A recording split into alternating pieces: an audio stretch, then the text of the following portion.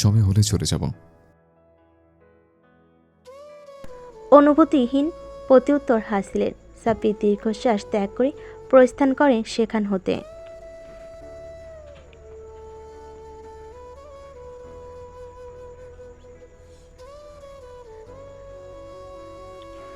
ঠিক কতটা সময় হাসিল নীরব দর্শকের ন্যায় অনুভূতিহীন নেত্রে চেয়েছিল অম্বরের পানে। তার কোনো ইয়াত্তা নেই।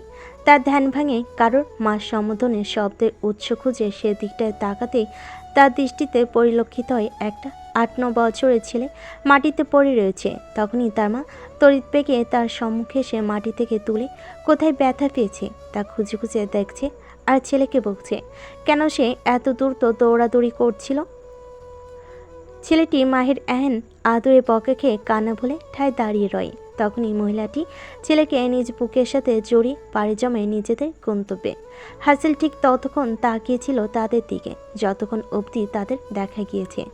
মানুষ দুটি চোখের অগোচর হতেই ক্লান্তপূর্ণ কণ্ঠে অম্বরের পানে যে হাসিল বলে উঠল,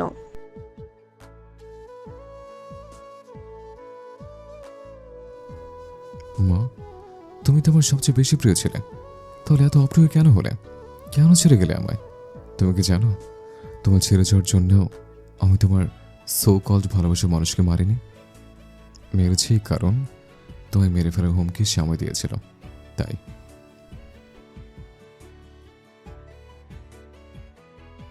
কথাগুলো বলে ফের হাসিল নিশ্চুপ হয়ে যায় বাক শূন্যহীন ব্যক্তির ন্যায়।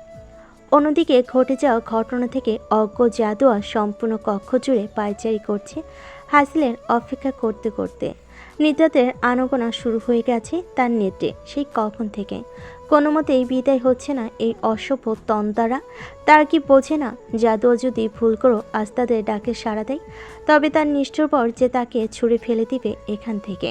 তাই নিজের মনে যা আসছে তাই বলে একতরফা যুদ্ধ চালাচ্ছে নিদ্রাতের সাথে। অবশেষে রজনীর প্রায় মধ্যভাগ, কিন্তু এখনও হাসিলের উপস্থিতি নেই কক্ষে। এবার জাদুয়া খুব চিন্তায় পড়ে যায় এটা ভেবে আজ সকালে নানুমনের হয়ে কথা বলেছিল বলে কি নিষ্ঠুর লোকটি রাগ করে বাড়ি ফিরছে না। এমন যদি হয় তবে জাদুয়ার কি করা উচিত? সে কি একটা কল করবে? বাক্যটি মাথায় আসতে তখনই জাদুয়ার মনে পড়ে তার কাছে তো মোবাইল বা নাম্বার কোনোটাই নেই। তবে কি করবে সে? নানুমণিকে বলবে? 2 মিনিট আসার পরক্ষণে জাদুয়া ফের বলে, না থাক, নানুমণিকে এত রাতে জাগানোর প্রয়োজন নেই। জাদুয়া নিজ মস্তিষ্কে নানা ধরনের আজগুবি চিন্তা করতে করতে সম্পূর্ণ রজনী পার করে দেয় চিন্তায় চিন্তায়। তখনই তার কর্ণে ভেসে আসে আজানের ধ্বনি। অবাক নেত্রে ঘড়ির দিকে তাকাতেই বোঝা যায় রাত্রি কেটে ভোরের আগমন ঘটেছে। কিন্তু নিষ্ঠুর লোকটির আগমন ঘটেনি নিজ কক্ষে। জাদুয়া নিজেকে দোষ দিতে দিতে মন খারাপ করে ফজরের সালাত আদায় করে ফের অস্থির মনে অপেক্ষা করতে থাকে হাসিলের আগমনের। সকলের শরীর ক্লান্ত থাকায় আজ সুলতানা ভিলায় প্রতিটি মানুষের তন্দা ছুটে বেলা করে। সকলের ঘুম ভাঙতে চিন্তিত হয়ে জাদু ছুটে যায় হলরুমে সুলতানা খানের উদ্দেশ্যে। সুলতানা খানকে দেখতেই চিন্তাগ্রস্ত হয়ে জাদুয়া বলে ওঠে, নানুমণি কাল সারা রাত উনি বাসায় ফিরেননি। জাদুয়ার বলা বাক্যে সুলতানা খান সহ বাড়ির সকলে চিন্তিত হয়ে পড়লেন। আগের হাসিল আর এখনের হাসিলের মধ্যে অনেক তফাৎ, তাই বিনা কারণে বাড়িতে না ফেরার কারোরই হজম হলো না। তখনই জাদুয়া ফের বলে ওঠে,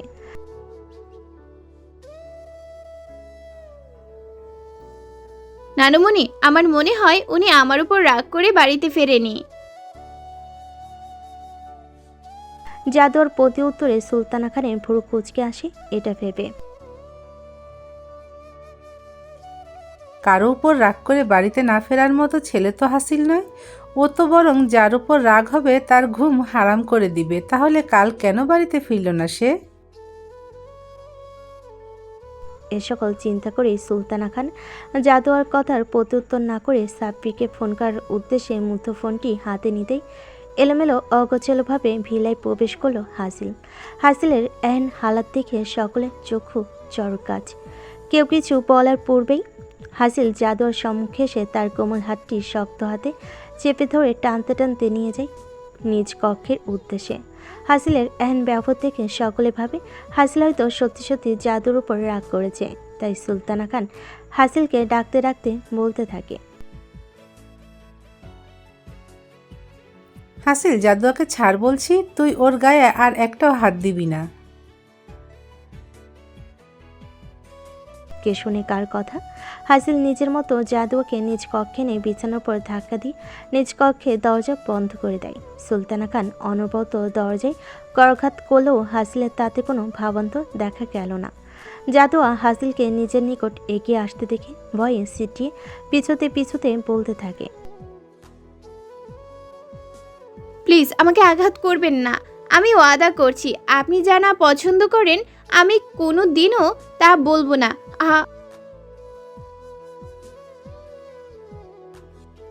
জাদুয়ার কথা সম্পূর্ণ করতে না দিয়ে হাসিল জাদুয়ার একদম নিকটে এসে জাদুয়ার পা টেনে ছড়িয়ে দিয়ে আলতোভাবে নিজের মাথাটি জাদুয়ার কোলে রেখে বলে ওঠে, জাদুয়া, আমার মাথাটা খুব যন্ত্রণা হচ্ছে, একটু হাত বুলিয়ে দাও, আমি একটু শান্তিতে ঘুমোতে চাই।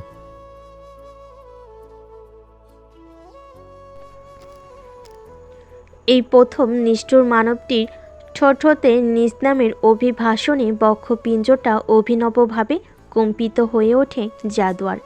কেমন সূক্ষ্ম শীতল প্রবণ জল বয়ে যায় তার সর্বাঙ্গ জুড়ে। এ কেমন শিহরণ অনুভূত হচ্ছে তার গায়েই। এ কেমন অদ্ভুত অস্থিরতা কাজ করছে ওই মানুষটির মুখ হতে সামনে নিচের নামের সম্বোধনী। কই অন্য কারোর অভিভাষণে তো এই অদ্ভুত অনুভূতি হয় না তার। জাদুয়া নিজ চিন্তায় মগ্ন, অন্যদিকে সুলতানা খান জাদুয়ার চিন্তায় অনবরত দরজায় করাঘাত করে কোনো সারশব্দ না পেয়ে অস্থির মনে বাধ্য হয়ে দীর্ঘশ্বাস ত্যাগ করে প্রস্থান করেন সেখান হতে। জাদুয়াকে ঠাই স্তব্ধ হয়ে স্থির থাকতে দেখে তার মননে ব্যাঘাত ঘটিয়ে তার পানে না চেয়ে কোলে মাথা রেখে দৃঢ় কণ্ঠে হাসিল বলে, what is wrong with you? এভাবে স্ট্যাচু হয়ে বসে আছো কেন? বাক্যগুলোর অন্ত টেনে শক্ত হাতে জাদুয়ার কোমল হাত নিজ মাথায় রেখে ফের শুধোই,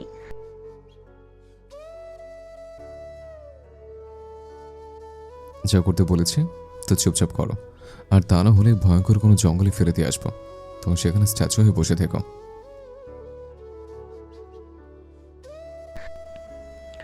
হাসিলের এরূপ বাণীতে সবেমাত্র নিজ মনে সৃষ্টি হওয়া নতুন অস্থিরতা মুহূর্তেই অদৃশ্য হয়ে ভূদয়ের মাঝখানে ভাঁজ পরিস্ফুটিত হলো। জাদুয়ার মনে মনে বলল,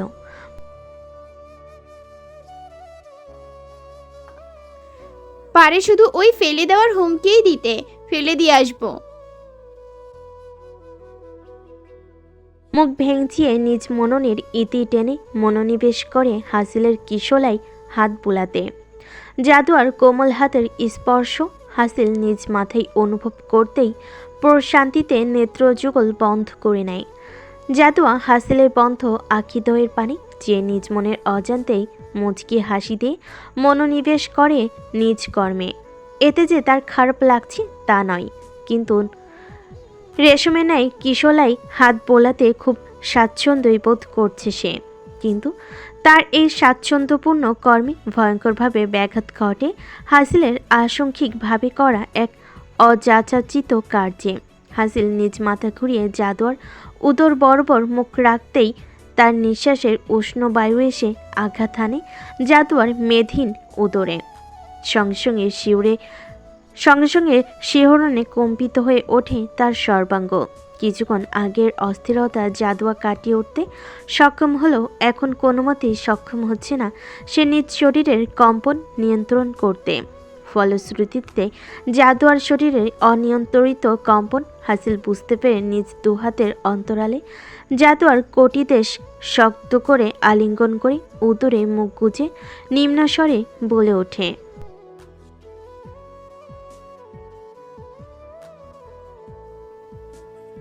বিশ্বাস করো, আমি এখন ঘুমোতে যাচ্ছি, বাট আই সোয়ার তুমি যদি এভাবে কাঁপতে থাকো আমি খুব বড় কোনো অনাকাঙ্ক্ষিত কাজ করে বসবো, যেটা তোমার জন্য খুব একটা মঙ্গলজনক হবে না। তো কাপাকাপি বন্ধ করে যেটা করতে বলেছি সেটা করো।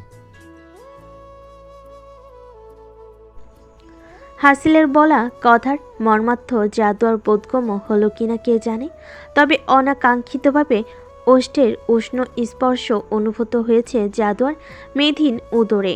বারংবার শক্ত আলিঙ্গনে রেখে উচ্চারিত হাসিলের প্রতিটি বাণীতে ফলশ্রুতিতে কম্পন বেড়ে যায় দ্বিগুণ হারে। জাদুয়ার এন হালাতে হাসিল আরও গভীরভাবে নিজ অধর জাদুয়ার উদরে গুজে শক্তদন্তের আলতো স্পর্শ কাটে তার কোমল উদরে। ফলশ্রুতিতে আহ বলে চিৎকার করে ওঠে সে। হাসিল নিজ মুখ উঠিয়ে ভ্রুকুটি করে জাদুয়ার পানে চেয়ে বলে ওঠে, আমি ওয়ার্নিং ইউ, কন্ট্রোল আছে, কন্ট্রোল থাকতে দাও।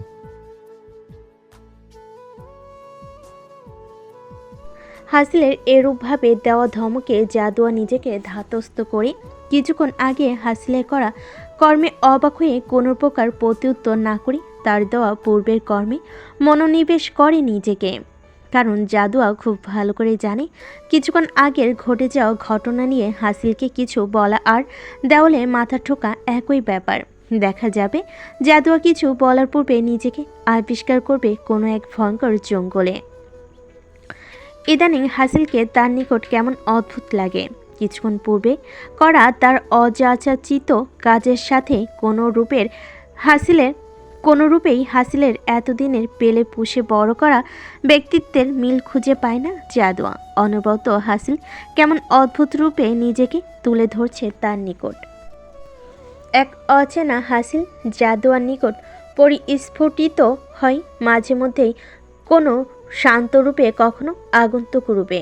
নিজ ভাবনা চলমান রেখে হাসিলের মাথায় হাত বুলাতে বুলাতে সারা রাত্রি নির্ঘুমরত জাদুয়া নিজের অজান্তে নিজের হাতের চলন থামিয়ে তন্দ্রা আচ্ছন্ন হয়ে হেলে পড়তে তড়িৎ বেগে সপ্তপনে আগলিয়ে নেয় হাসিল তাকে। নিজ হাতের তালুতে জাদুয়ার সমগ্র আদরে ভরে নিয়ে জাদুয়ার তন্দ্রা আচ্ছন্ন মুখশ্রীতে নয়ন তাক করে বলে ওঠে,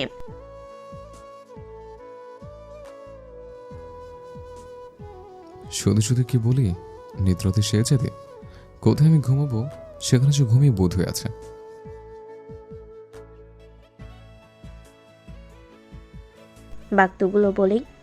বাক্যগুলো বলেই হাসিল সপ্তপনে জাদুয়াকে বিছানায় শুয়ে দিয়ে নিজেও গা এলিয়ে দেয় জাদুয়ার সম্মুখ হয়ে।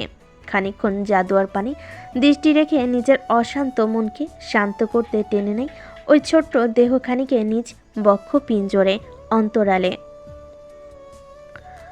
আশ্চর্যজনিতভাবে এই বোকা ষোড়শী কিশোরী কন্যা তার কঠোর হৃদয়ের প্রশান্তির কারণ হয়ে দাঁড়িয়েছে। কোনোরূপেই হাসিল ওই অবুঝ বালিকাকে নিজ হতে হারাতে পারবে না। শক্ত হাতে জাদুয়ার দেহখানি আলিঙ্গন করে নিজের সাথে মিশিয়ে নিয়ে হুমকির স্বরে হিসিয়ে হাসিল বলে ওঠে,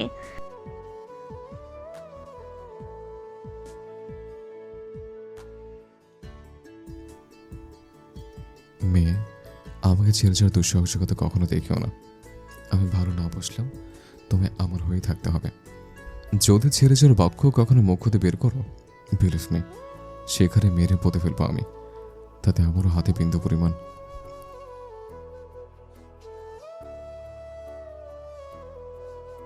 হাসিলের হিসিয়ে বলা হুমকির মাঝে জাদু নড়ে ওঠে। তন্দার ঘরে নিজ কোমল হাতে হাসিলকে জড়িয়ে ধরে মুখ গুজে দেয় হাসিলের শার্টের কয়েকটি বোতাম খোলা উন্মুক্ত বক্ষে। মুহূর্তে নিজ বক্ষে জাদুয়ার আর্দ্র সিক্ত কোমল ওষ্ঠের স্পর্শে চুপসে গিয়ে বাকি বাক্য সম্পূর্ণ না করে নির্বাক হয়ে যায় এতক্ষণে হুমকিরত কঠোর মানবটি। তন্দারদের সেহজাতি কি জানে এতক্ষণ অবধি যে কঠোর পুরুষটি তাকে মেরে ফেলার হুমকিরত অবস্থায় ছিল, সেই পুরুষটি এখন নির্বাক নিস্তেজ স্থির হয়ে রয়েছে তার অবচেতন অবস্থায় করা এক বিরাট কার্যের ফলে। যদি জানতো তবে কেমন প্রতিক্রিয়া হতো তার ওই আদুরে মুখাবয়ে। ক্রমশ তন্দার ঘরে জাদুয়ার নড়চড়ে দরুন তার ওষ্ঠের স্পর্শ হাসিলের উন্মুক্ত বক্ষে প্রগাঢ় হতেই এতক্ষণ অবধি নিয়ন্ত্রণে থাকা পুরুষটি নিয়ন্ত্রণ হারিয়ে করে বসে এক ভয়ঙ্কর কার্য। হাসিল আজ অফিস না আসার দরুন সকল কর্মব্যস্ততা এসে জুটে সাব্বিরের কাঁধে। সবকিছু একা সামলাতে কেমন হিমশিমিয়ে যাচ্ছে বেচারা। অথচ হাসিলের উপস্থিতিতে সকল কার্য সম্পন্ন হয়ে যায় খুব সহজে। হাসিলের অনুপস্থিতিতে সাব্বির আফসোসের সহিত বলে ওঠে, তুই আসলে একটা জিনিয়াস ভাই। আজ তোর কথা আমি মেনে নিলাম। আমার মাথায় আসলে কিছু নাই, সম্পূর্ণ মাথায় আমার খালি।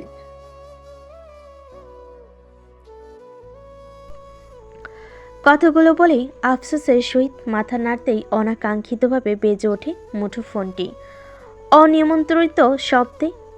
অনিমন্ত্রিত শব্দে ধরফড়িয়ে ওঠে সাব্বিরের বক্ষ পিঞ্জর। নিজেকে ধাতস্থ করে তীক্ষ্ণ মেজাজে কলটি রিসিভ করতেই ওপাশ হতে ভেসে আসে সুমধুর কণ্ঠের এক নারীর সালামের আওয়াজ। অচেনা নারীর কণ্ঠ পেতেই সাব্বির নাম্বারটি ভালোভাবে পরখ করে বোঝার চেষ্টা করে ওপাশের রমণীকে সে চেনে কিনা, কিন্তু আফসোসের ব্যাপার নাম্বারটি কোনো মতেই তার পরিচিত বলে মনে হলো না। তার ভুরুর মাঝখানে ভাঁজ ফেলে সালামের উত্তর দিয়ে প্রশ্ন করে, কে আপনি?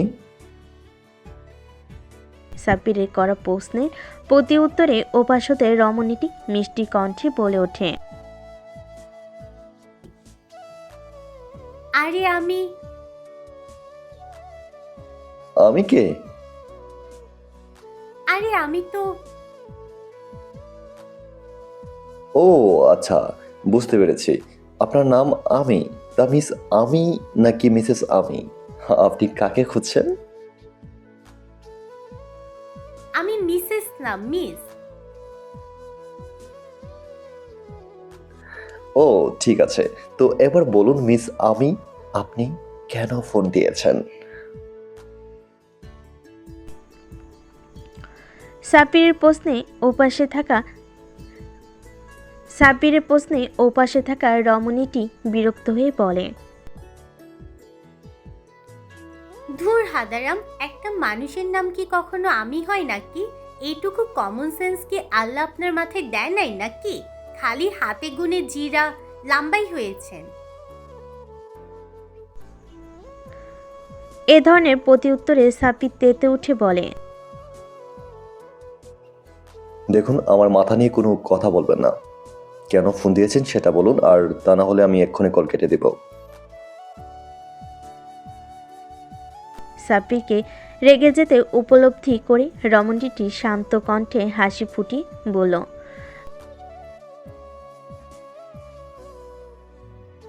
এই না না, কেটে দিবেন না প্লিজ। আপনি কেটে দিলে আমার মনের কথা কার কাছে বলবো বলুন? রমণীর কড়া প্রতি উত্তরে সাব্বির ভুরকুটি করে শুধায়, কিসের মনের কথা? আপনাকে ভালোবাসার মনের কথা বলছি। এহেন প্রতি উত্তরে সাব্বির থ হয়ে দাঁড়িয়ে খানিকক্ষণ নীরবতা অবলম্বন করে বলে ওঠে, ছি, একজন মেয়ে হয়ে একটা ছেলেকে ভালোবাসার কথা বলতে লজ্জা লাগে না? সাব্বিরের এহেন প্রতিক্রিয়ায় রমণীটি অবাক হয়ে বাকশূন্য হয়ে পড়ে। সে সাব্বির হতে ভালোবাসার কথা বলার পর যেরূপ প্রতিক্রিয়া আশা করেছিল, সাব্বির ঠিক তার বিপরীত প্রতিক্রিয়া প্রদর্শন করেছে। রমণীটি বুঝতে পারল একে বশ করতে হলে কোমর বেঁধে নামতে হবে, তাই নিজের অবাকতার রেশ কাটিয়ে বলল, এতে ছি বলার কি আছে? পুরুষদের যেমন নিজের ভালোবাসা জাহির করার হক আছে, তেমনি নারীদেরও আছে। উত্তর প্রতি উত্তরে কেটে যায় অনেকটা সময়। অবশেষে সাব্বির হার মেনে বলে ওঠে, সেটা যাই হোক, দুনিয়ার হাজার পুরুষ থাকতেই আমাকেই কেন ভালোবাসতে হলো আপনার?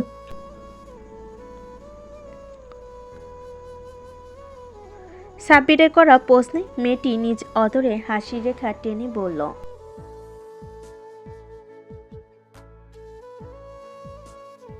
উফ, আপনাকে ভালোবাসার অনেক কারণ আছে। যেমন আপনি যখন হেঁটে যান তখন আপনার কোমরের দোলা দেখলে মনে হয় কোনো সমুদ্রের ঢেউ। আপনার চোখের দিকে তাকালে মনে হয় কোনো হরিণীর চোখ। ও না না, হরিণী নয়, হরিণ হবে ওটা। আপনি যখন হাসেন, ইস কি বলবো, মনে হয় গোলাপের পাপড়ির ন্যায় ঠোঁট হতে মুক্তা ঝরছে। আর আপনার নাক ঠিক যেন রাখালে বাঁশির ন্যায়, কিন্তু বাঁশির মতো তো লম্বা না, আবার অতগুলো ছিদ্রও নেই। নাকে শুধু দুইটাই ছিদ্র আছে আর কি। আর আপনার গায়ের রং, হায় মারডালা, ঠিক যেন দুধে আলতা। না মানে দুধে আলতার মধ্যে একটু কালো আর কি। আর সবচাইতে নজর কাড়াতে হচ্ছে আপনার হাইট। যে কোনো বিপদে বাঁশ হিসেবে কাজে আসবেন আপনি।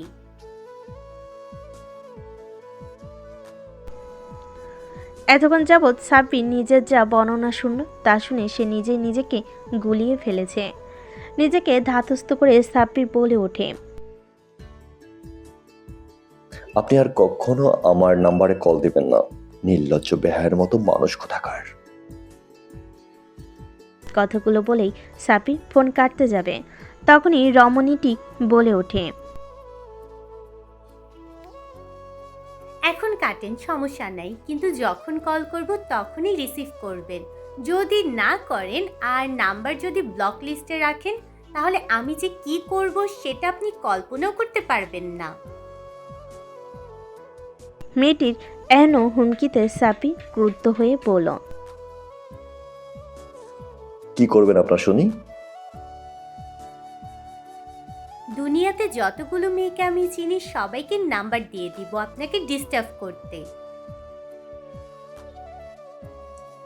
আর যদি নাম্বারই চেঞ্জ করে ফেলি তখন কি করবেন? সাব্বিরের এরূপ প্রতি উত্তরে রমণী নিজ মুখে হাসি ফুটিয়ে বলল, এখন যেভাবে নাম্বার জোগাড় করেছি ঠিক ওইভাবেই আবার জোগাড় করব। বলে রমণীটি কল ডিসকানেক্ট করে সাব্বির নিজ ফোনের দিকে কিছুক্ষণ তাকিয়ে থেকে বলে ওঠে, কি সাংঘাতিক মেয়ে রে বাবা। এতক্ষণ যাবৎ কথিত রমণীটি হলো স্নেহা, যে ফোন ডিসকানেক্ট করে সে কখন থেকে হেসে যাচ্ছে। খুব কষ্টে নিজের হাসিকে দমিয়ে বলে ওঠে,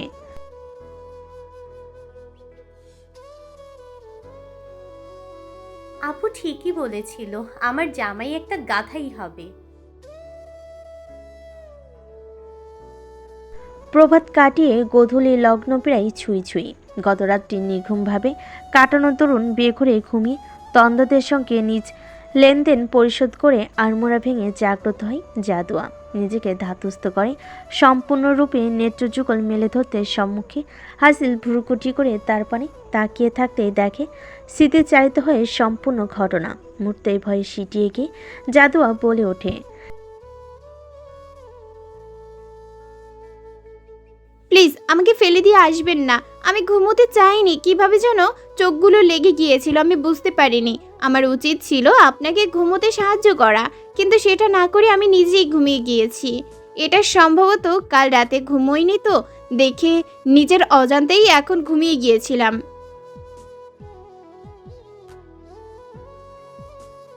কাল রাতে ঘুমায়নি বাক্যটি হাসিলের কর্ণ করে প্রতিধ্বনিত হওয়ার সাথে সাথে সে প্রশ্ন শুধুই, কাল রাতে ঘুমানি কেন? জাদুয়ার সোজা সাপটা উত্তর, বাড়ি আপনি বাড়ি ফেরেননি কি করে আমি ঘুমোই? এই একটি বাক্যই যথেষ্ট ছিল হাসিলের কুঁচকে থাকা ভ্রুকে শিথিল করতে। জাদুয়ার করা প্রতি উত্তরে নিজ অধরে লুকায়িত হাসি ফুটিয়ে ভয়ে সিটিয়ে যাও মেয়েটির সম্মুখ বরাবর বসে এলোমেলো হয়ে থাকা কেশ গুচ্ছগুলো সত্যপনে আলতো হাতে তার কর্ণের পেছনে রেখে দিতে দিতে ফের শুধোই, চিন্তা করছিলাম ওর জন্য। হাসিলের করা প্রশ্নে অবুঝের নাই জাদুয়া বলল, হুম। কেন?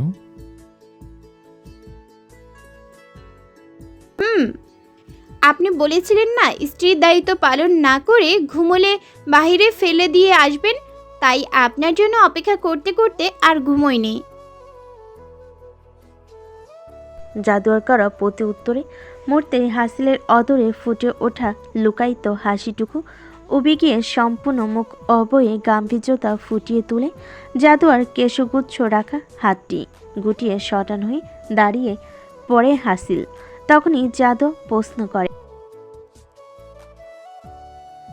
আপনি কাল কোথায় ছিলেন, বাসায় কেন আসেননি?